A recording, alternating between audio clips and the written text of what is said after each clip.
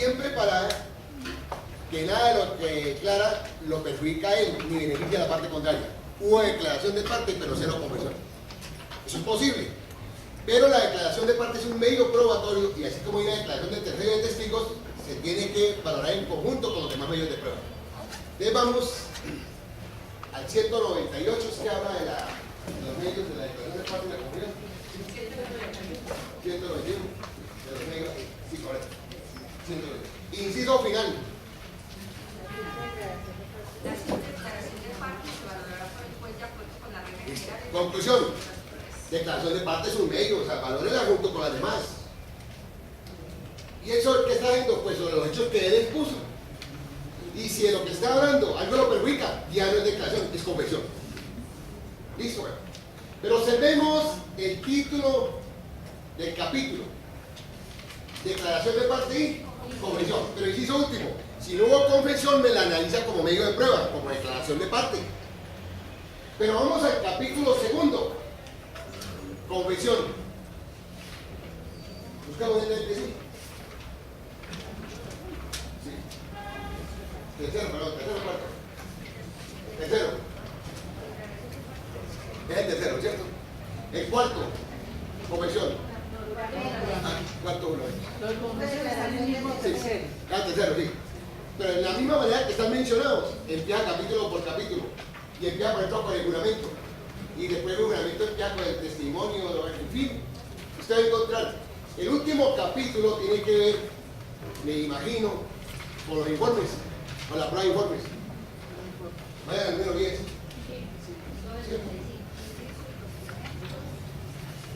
Por eso se llama código, porque está sistemáticamente organizado. Es 10, prueba por informe. Vamos al 125. ¿Cuál es el primer medio de prueba? La declaración de parte. Segundo, confesión. Tercero, juramento. Cuarto. Y así como están ahí mencionados, empieza la parte especial, capítulo por capítulo hasta el último. O sea, que es sencillo manejar un código, analizar los medios de prueba. ¿Cuáles son los tres medios de prueba? Primero, declaración de parte. Declaración de parte. Pero a veces no es necesaria la declaración de parte, porque el demandado no contestó la demanda y usted ya como juez verificó que los hechos afirmados están todos, digamos, no solo afirmados, sino confesados. Es decir, no hay lugar a ningún medio de prueba, porque las pruebas son para verificar hechos, pero aquellos hechos que hay que probar. O la obligación de hechos son para esos hechos que no han sido probados. Los que ya están confesados no. Regresemos a la contestación de la demanda con una regla de 3×3. Hay tres hechos. Los hechos que se admiten. Si yo admito un hecho, ya una consecuencia jurídica probatoria, confesión.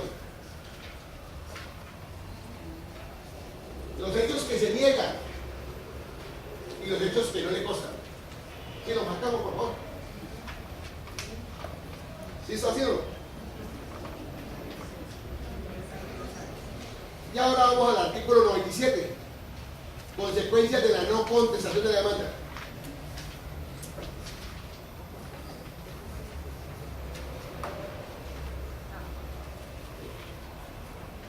¿Listo?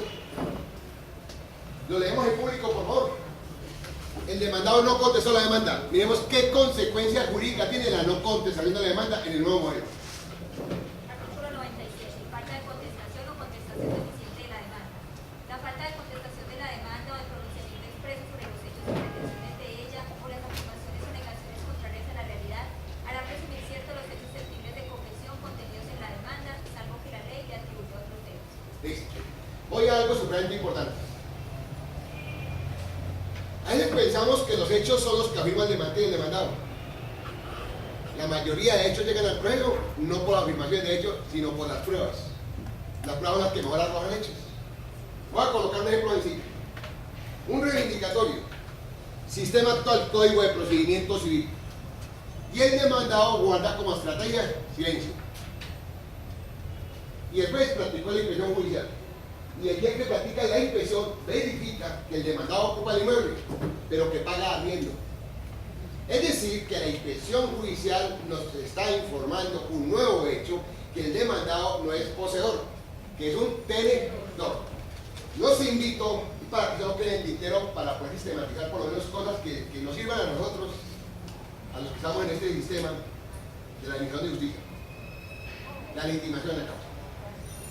La legitimación en la causa, de acuerdo con la ley 1395 y de acuerdo con Hernando de Vigencia, es un presupuesto material de la sentencia de fondo. Y con la ley 1395 da lugar a la sentencia anticipada y con el Código General del Proceso la sentencia anticipada. ¿Es así o no así? Legitimación de la causa. Voy al siguiente caso porque podemos cometer un error. Un reivindicatorio. Afirma el demandante que él es el propietario y adjunta la escritura y el folio de matrícula y que no está en posesión. Y el que está en posesión es el demandado. Y el demandado contesta la demanda y coloca un título: excepción de mérito, falta de legitimación por pasiva. No soy el poseedor material. El inmueble lo ocupo en virtud de un contrato de comodato. Usted, como ves, frente a ese hecho cierto e indiscutible, da por terminado el proceso. Respuesta: no y no. Conclusión: la regla general es que sí prospera la falta de legitimación y alguna sentencia anticipada. Cuando se trata de pretensión que tenga que ver con posesión o tenencia, no da lugar. El juez, como verdadero director del proceso, lo que tiene que aplicar es el llamamiento del poseedor o tenedor. Vamos todos al artículo 77, que es una de las fallas que puede cometer. Que el demandado viciosamente en un reivindicatorio alega la falta de posesión. Nada, llamemos al verdadero poseedor, pero para no termina. Artículo 67, título. Llamamiento al poseedor o tenedor. El que tenga una cosa a nombre de otro y sea demandado como poseedor de ella, deberá expresarlo así en el término de traslado de la demanda, con la indicación del sitio donde pueda ser notificado el poseedor, so pena de ser condenado en el mismo proceso a pagar los perjuicios que su silencio cause al demandante, y una multa de 15 a 30 salarios mínimos legales mensuales. El juez ordenará notificar al poseedor designado. Si el citado comparece y reconoce que es poseedor, se tendrá como parte en lugar del demandado, quien quedará por fuera del proceso. En este caso, mediante auto que se notificará por estado, el juez ordenará correr traslado de la demanda al poseedor. Si el citado no comparece o niega su calidad de poseedor, el proceso continuará con el demandado, pero la sentencia surtirá sus efectos respecto de este y del poseedor por el designado. Todo proceso reivindicatorio, posesorio, restitución de inmueble arrendado. Conclusión: todo proceso con dos instituciones, cuando alegue posesión y tenencia, la falta de legitimación no da por terminado el proceso. Lo que hay que llamar es al verdadero poseedor o tenedor. En los demás casos sí. Esto es importantísimo. Segundo. Y si, por ejemplo, el demandado alega su propiedad con un contrato, una escritura pública de compraventa, sino que no lo ha podido registrar porque, por ejemplo, tiene afectación de bien embarcado. Listo, pero ahí hay algo interesante. Ese contrato que él tiene es en relación con el demandante. Digamos que el demandante le puede generar, le puede generar la otra y lo Sí. Pero, doctora, con todo respeto, en Colombia no se protege la propiedad, entre comillas, se protege la posesión material. Ahí lo único que lo salva es que alegue porque la venta de cosas ajenas es válida, porque la venta de algo también es válida, porque es verdaderamente un poseedor. Mire, les voy a indicar lo siguiente. Por estadísticas de Colombia, en los dos concursos anteriores, se rajaron la mayoría de jueces y estudiantes de Colombia por el siguiente caso, que voy a ver para todos. Se presenta un reivindicatorio. El demandante alega escritura pública, folio de matrícula. Y el demandado el poseedor. Pregunta: de los dos, ¿quién es el propietario? Respuesta: el demandante. Falso, el demandado. Artículo 762. En Colombia, la ley preso medio dueño es al poseedor material. Damos el Código Civil. Es que esto es derecho sustancial. Es el dueño. ¿Y quién lo dice? La norma sustancial. Y en el proceso reivindicatorio no, Sí, pero vaya lo siguiente. Es que quiero leer la norma. Mira, observe lo siguiente. 762. Es que quiero llegar a un tema nomás. Voy a lo siguiente. Voy al 762. A la presunción. Y todo poseedor se presume. Entonces tenemos un error. Ojo. Si una persona compra un inmueble, ustedes, cualquiera, en una empresa y tiene escritura pública, si llegan a practicar la diligencia, una medida contraria que sea, usted no puede alegar propiedad, pierde el año, tiene que alegar posesión material. Pero eso dice la norma. O sea que el dueño o el que se va a aportar, hemos entendido más la posesión material. Todo el que tenga escritura pública, por ejemplo, el demandante, ¿cuándo puede iniciar un reivindicatorio? Cuando haya perdido la posesión material. Ahí todos miramos, verá que es cierto. Entonces, ¿qué es lo que se presume de dominio? En la posesión material. ¿Por qué en Colombia, si uno agarra el código de Colombia y Venezuela, son distintos? Para poderse oponer, tiene que ser propietario. En Colombia solamente se pueden oponer a la entrega de bienes y al secuestro los poseedores materiales, no los propietarios. ¿Y el propietario cómo se puede oponer? Pues alegando que es poseedor. Vamos al 762. No, todo completo. Dice, o sea que el dueño que compró o el que se va a aportar tenga la cosa por sí o por intermedio de otra persona. Vamos a leer todo completo para que quede esto claro.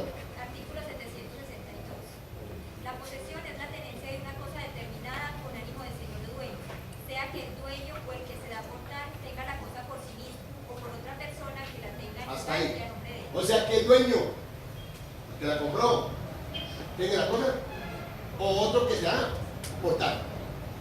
Pero ahora vamos al 946 con toda la concentración. Para poder iniciar un reivindicatorio es siempre y cuando el dueño haya perdido la posesión material. 946. Eso es lo que dice la norma. Y después lo que aplica el derecho sustancial. Eso es lo que a él le interesa. Saber quién es el poseedor material. ¿Cómo dice el 946? La reivindicación o acción de dominio es la que tiene el dominio de una cosa singular de que no está en posesión para que el poseedor de ella sea Hasta ahí. conocido. La que tiene el dueño que no está en posesión. Y si uno va al 762, la posesión es la que tiene el dueño o el que sea. Por tanto, voy a lo siguiente. Vamos al artículo 309 del Código Penal del Proceso. Oposición a la entrega. ¿Quiénes se pueden oponer a la entrega de bienes? Primero, que sea tercero. Pero que alegue que posesión material. O sea, que tiene que alegar posesión material. Pero pregunta, que es el caso de la doctora, que es que tiene escritura pública. Sí, pero no para alegar propiedad. ¿Qué es lo que tiene que alegar? Posesión material. Y ahí, si hay justo título, voy a alegar el justo título y la buena fe, entonces se entra a determinar. Artículo 309. Lo que queda es lo siguiente con todos. Ojo, no hay ninguna diferencia en una oposición a la entrega de bienes, ni una oposición al secuestro, ni ninguna demanda como acto procesal al inicio de un proceso desde el punto de vista de la nueva estructura del proceso. Los invito. El interrogatorio de parte, más que un medio probatorio, hace parte de la estructura del proceso. Es decir, el proceso por audiencia tiene como estructura el interrogatorio, y es obligatorio, no es lo que quiero que quede claro. La oposición tiene como estructura el interrogatorio. Los invito al 309 para que observen que cada vez que se formule una oposición hay que interrogar al poseedor, perdón, al opositor, pero siempre y cuando esté presente, porque si no está presente, ¿cómo la vamos a interrogar? Pero hace parte de la estructura de la oposición el interrogatorio de parte. Lo leemos, por favor. 309. Oposición a la entrega. Las oposiciones a la entrega se someterán a las siguientes reglas. 1. El juez rechazará de plano la oposición a la entrega formulada por persona contra quien produzca efecto la sentencia o por quien sea tenedor a nombre de aquella. 2. Podrá oponerse la persona en cuyo poder se encuentra el bien y contra quien la sentencia no produzca efecto. Si en cualquier forma alega hechos constitutivos de posesión y presenta pruebas siquiera sumarias que los demuestren. Siga. El opositor y el interesado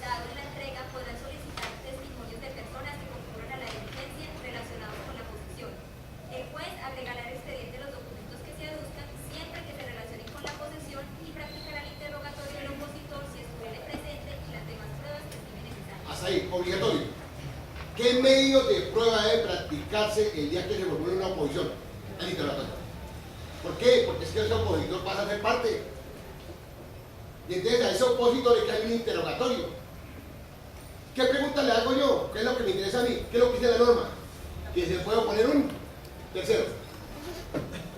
Siempre que alegue posesión material. Entonces, primera pregunta, la lógica. ¿Conoce usted al demandante y al demandado? Le doy los nombres. Y la segunda pregunta que le hago, él mismo manifiesta que el dueño es el demandado. O sea, que está reconociendo dominio ajeno, decisión inmediata, le rechazo la oposición. Es decir, usted no es poseedor material. Así los testigos digan que usted es poseedor, usted mismo reconoce dominio ajeno, usted no es poseedor. ¿Para qué me hizo el interrogatorio? Pues para verificarlo eso. Pero voy a la parte cumbre porque a veces manejamos unas reglas y nos quedamos casados con ellas. ¿Qué consecuencia jurídica tiene para el demandado, por ejemplo, demandante? Para el interrogatorio de parte cuando no responde o no va a la audiencia. ¿Confesión qué? Presunta. ¿Qué pasa con ese que no estuvo en la diligencia?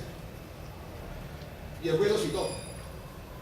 Y no va, porque el abogado le dice, quédese mejor callado, en la clase. Yo veo que tengo unos buenos testigos de confesión. Y me van a manejar bien la cohesión material. Usted quede en la casa y no va. ¿Qué consecuencia jurídica tiene eso? Y está el juez frente a unos medios probatorios documentales que le aportó el abogado que formuló la oposición y 7 testigos que son un reloj suizo, que hablan que un poseedor de manera, hablan hasta de Yeren y de Sabinino, espectaculares. Y el opositor, lo que tiene en contra es que no ve porque el mismo abogado no vaya porque es que usted habla es como confuso. ¿Qué? Que necesita la casa y no va. ¿Qué consecuencia jurídica tiene? Declara como eso. ¿Y cómo agarró los medios probatorios? Con todos. Para todos. Cuando se trata de una entrega o una oposición al secuestro y el opositor se niega a contestar o no a la diligencia, no se le declara como eso. Expresamente la ley declara que no es poseedor material. Artículo 202 del Código Penal del Proceso.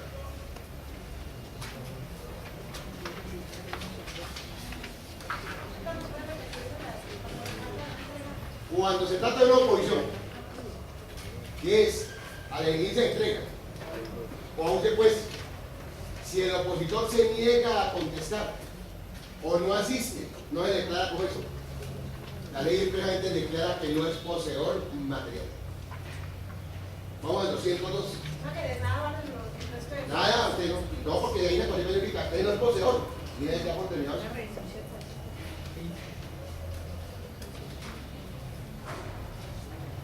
Tiene en el público 2 incisos, donde está todo lo que tiene que ver con el interrogatorio.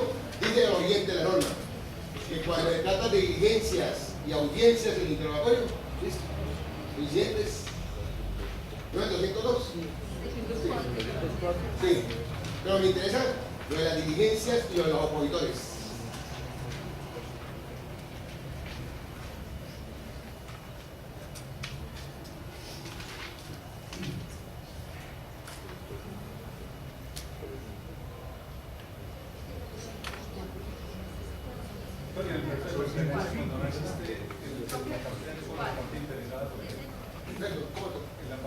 Siendo una obligación del juez interrogar exhaustivamente a las partes en todo proceso, cuando en una pertenencia, cuando el interesado, la parte actora, no asiste a esa diligencia.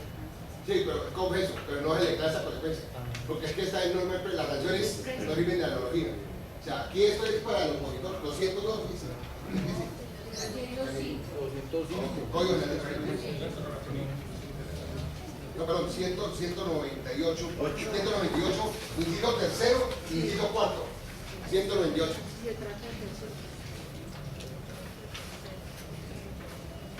Cuando se trata de incidentes y de diligencias de entrega o secuestro de bienes, podrá decretarse de oficio a solicitud del interesado el interrogatorio de las partes y de los opositores que se encuentren presentes en relación con los hechos objeto del incidente o de la diligencia, aun cuando hayan absuelto otro en el proceso.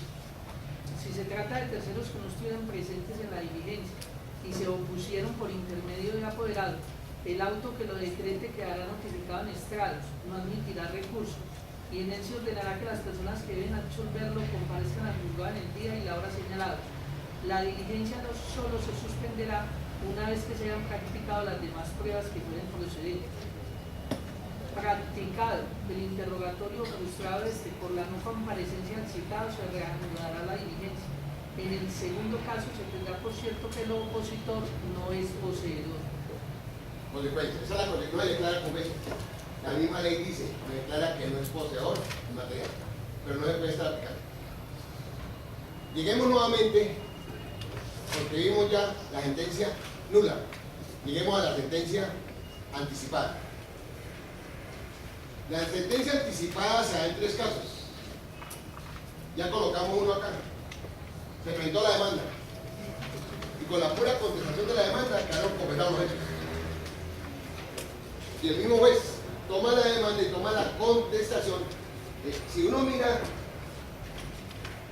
el código penal del proceso, tiene una mixtura. Tiene algo de dispositivo, algo de inquisitivo, pero tiene algo de adversarial. Por ejemplo, hoy en día, el código, las partes tienen que aportar los documentos y el juez no lo puede suplir. O sea, los documentos se aportan con la demanda o el requerimiento al demandado. Y el demandado también tiene que la contestación de la demanda, y el artículo 173 lo prohíbe claramente.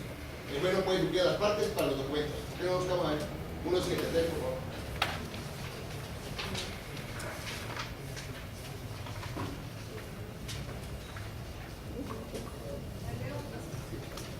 Oportunidades probatorias. Para que sean apreciadas por el juez, las pruebas deberán solicitarse, practicarse e incorporarse al proceso dentro de los términos y oportunidades señaladas para ello en este punto.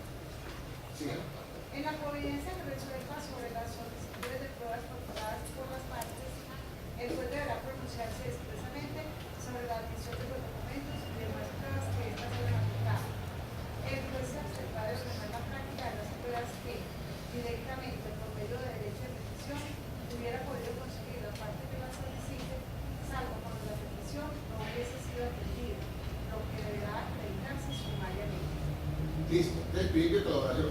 Y todo hecho que tenga que acreditar el comprobado documental no es del juez, es de las partes.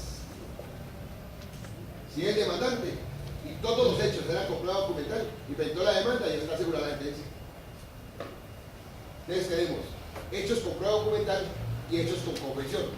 Lleguemos nuevamente a esto que me interesa. Ya vimos el 173 que el juez no puede obligar a la Cámara de Comercio, a la oficina de registro, pedir copias. Son las partes las que tienen que aportar los documentos. Entonces vamos a la contestación de la demanda, para que observen ustedes que el juramento estimatorio no es solo para el demandante, sino también para el demandado. Es un requisito de la contestación de la demanda. Y que es obligación del demandado, los 3 hechos, los que admite, los que no le constan y los que niegan. Pero lleguemos a la cápita de pruebas, tienen que aportar todos los documentos y los que afirme el demandante que están en su poder.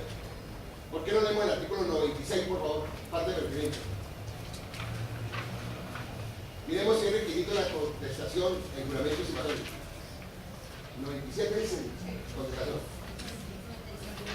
Numeral 96 no es que juramento estimatorio. La falta de juramento estimatorio. Las excepciones de mérito que se quieran proponer contra las pretensiones del demandante con expresión de su fundamento fáctico o juramento estimatorio y la negación del derecho de repetición en su caso.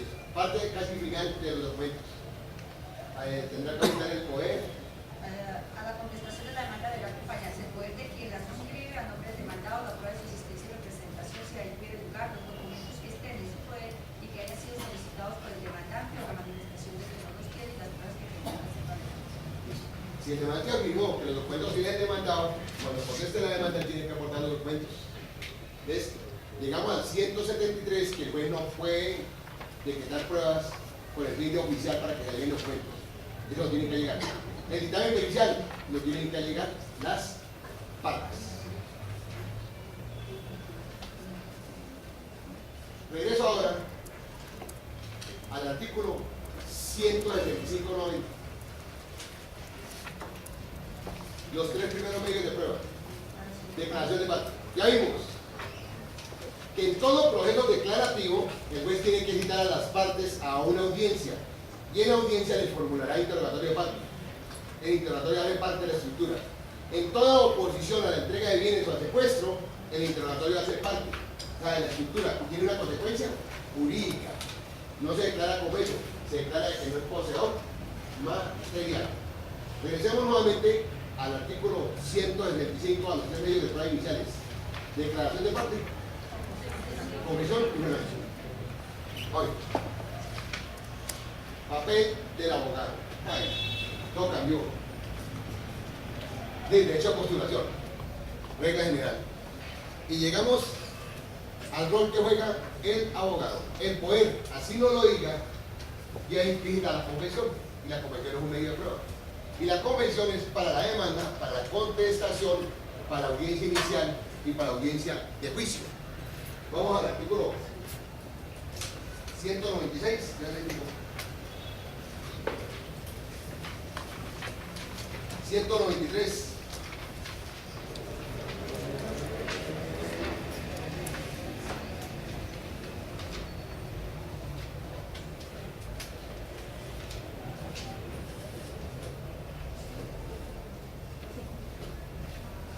¿Quién lo lee, por favor?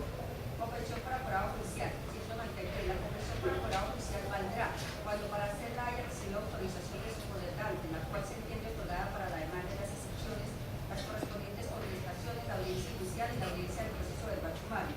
Para todas. Es decir, así no haya las partes, tiene el apoderado. Y ahí lo tiene usted.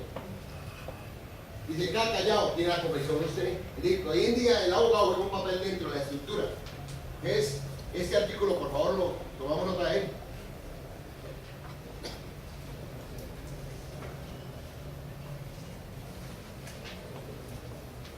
Artículo 77 para complementarlo. 77. Y al 77 le colocó una pestaña, 193. Y a la audiencia del 372 le colocó una pestaña, 173. Sí, conclusión. La regla general es que todo proceso tiene dos instancias. La regla general es que toda persona tiene que comparecer por conducto de apoderado. Y casi todo proceso es con apoderado. Y va automáticamente listo el apoderado para las audiencias y ese pues ya maneja bien el proceso. Teniendo claro que es el hecho sustancial y cuáles son los hechos y qué es lo que se va a confesar, qué es lo que busca precisar. Entonces, vamos al 77, casi que en la parte final, lo de las facultades allí. Verá que coincide todo con la confesión, con la demanda, la contestación, la audiencia inicial. ¿Quién lo lee público, por favor? Sí, doctor. Sí. Del inciso tercero. Sí. Dice, el poder para actuar en un proceso habilita al apoderado para recibir la notificación del auto emisorio de la demanda o del mandamiento ejecutivo, prestar juramento estimatorio y confesar espontáneamente. Cualquier restricción sobre tales facultades se tendrá por no escrito. El poder también habilita al apoderado para reconferir y representar al poderante en todo lo relacionado con la reconvención y la intervención de otras partes o de terceros. El apoderado no podrá realizar actos reservados por la ley a la parte libre, tampoco recibir, allanarse ni disponer del derecho en litigio, salvo que el poderante lo haya autorizado de manera expresa. Cuando se confiera poder a una persona jurídica para que designe o reemplace apoderados judiciales, aquella indicará las facultades que tendrá el apoderado sin exceder las facultades por el poderante a la persona jurídica. Ahí termina. Se puede conciliar. Claro, pero que está en la misma audiencia que dice que no, cuando habla del artículo 13 debe estar previamente todo lo que implica el apoderado. O sea, que usted puede la audiencia con el apoderado, hace absolutamente todo. Hoy en día hay una nueva cultura y el abogado con el poder dice que usted tiene, cuando va a la audiencia, usted le toca responder y lo pueden estar interrogando sobre hechos del proceso y puede estar confesando y de plata el mismo después de jurídicas. Está representando la parte. Bueno, resulta que hay un temita, pero lo quiero únicamente mencionar antes de despedirme, porque el tiempo corre, que me da pena con ustedes. Una vez, en un congreso iberoamericano, llegó un ponente a hablar del recurso indiferente o recurso paralelo. Colmenar estaba matriculado en el Estado liberal, el Estado de las formas. Pues esa teoría se trajo a Colombia. Antiguamente había un error cuando se habla de la interrupción de los términos de suspensión. Hoy en día, basta con que usted interponga un recurso, no importa el nombre del recurso. Esa es la teoría se llama recurso indiferente. Conclusión. Si usted inadmite una demanda y llegó el abogado, pues de pronto llega a ira, y oportunamente le interpone el recurso, lo que él busca es que se revoque, que no inadmite la demanda y no que la admita. O estaba pensando para dar un sueño a él, y no digo que le interpone el recurso, sino de casación, no importa, le puede interponer en casación. O sea, esa denominación no naturaliza el ejercicio de contradicción por parte de él. Lo que usted enterará como juez sabe, primero, si lo hizo oportunamente y si los argumentos se destinan para que se revoque o se modifique la decisión. Esa teoría en Iberoamérica se llama el recurso indiferente y es para todos los recursos, no importa que se equivoque, y genera un fenómeno jurídico. Se interrumpen los términos cuando se está poniendo un término, no importa la denominación que se lee. Artículo 320, parágrafo. 318, 318, parágrafo. Cuando el recurrente impugne una providencia judicial mediante un recurso procedente, el juez deberá tramitar la impugnación con las reglas del recurso que resultare procedente siempre que haya sido interpuesto oportunamente. Conclusión. Esa norma guarda referencia con el artículo 119 de interrupción de los términos. Cada vez que esté poniendo un término y le interponen un recurso, no importa que no sea reposición, ahí sea apelación, se haya equivocado, genera la interrupción de los términos. ¿Qué diferencia hay entre la suspensión y la interrupción de los términos? Ambos son hijos del tiempo. Cuando habla de suspensión, pues se para, pero cuando desaparezca, sigue. Son 5 días, llevo 3, me quedan 2. Pero cuando hablo de interrupción, que solamente se da en un caso, cuando hay un recurso, empiezan de nuevo, de cero. Es decir, toda interrupción de términos genera que el término comience de nuevo. Vamos al artículo 119, donde dice que la interposición del recurso, no menciona cuál, genera la interrupción. Tiene lo pertinente en el 119. Y la parte pertinente allí dice que cuando se interponga el término se comenzará a llorar.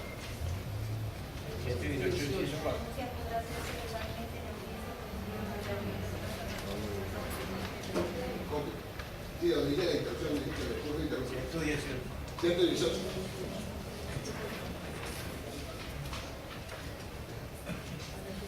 Cuando se interponga así. Cuando se interpongan recursos contra la providencia que concede el término o del auto a partir de cuya notificación debe correr el término por el Ministerio de la Ley, este se interrumpirá y comenzará a correr a partir del día siguiente al de la notificación del auto que resuelva el recurso.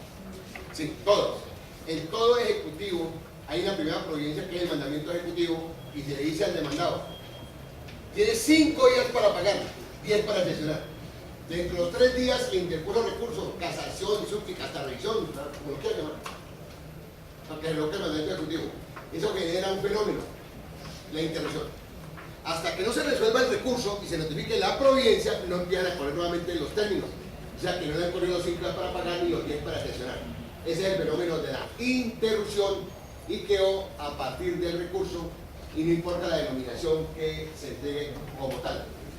El temario pues es mucho más, esperemos que en una futura oportunidad, de todas maneras, pues, a través de los distintos métodos pedagógicos, pues podemos compartir. Agradezco a todos ustedes, primero, la paciencia, y segundo, es un lujo contar con los jueces de la República, con los funcionarios. Muchísimas gracias, realmente agradezco.